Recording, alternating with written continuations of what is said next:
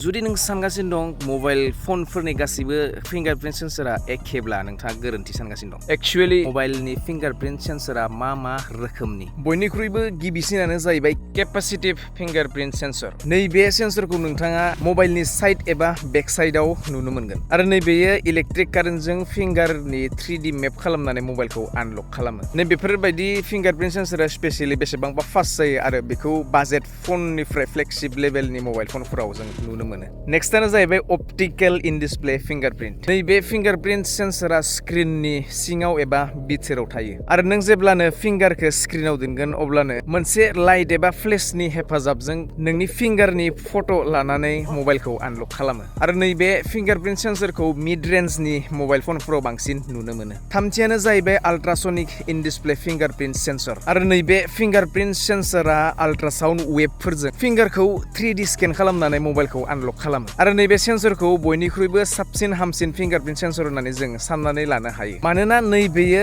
बेसेबांबा एकुरेटजों लोगोसे आसिया गिसिबाबो खामानि मावो आरो नैबेखौ फ्लेगशिप लेभेलनि दामनि मबाइलफ्रावसो नुनो मोननाय जायो। आरो कमेन्ट सेक्सनाव कमेन्ट खालामनो दा बावगार नोंथांनि मबाइलनि फिंगारप्रिन्ट सेन्सरा बबे मोनसे टाइपनि।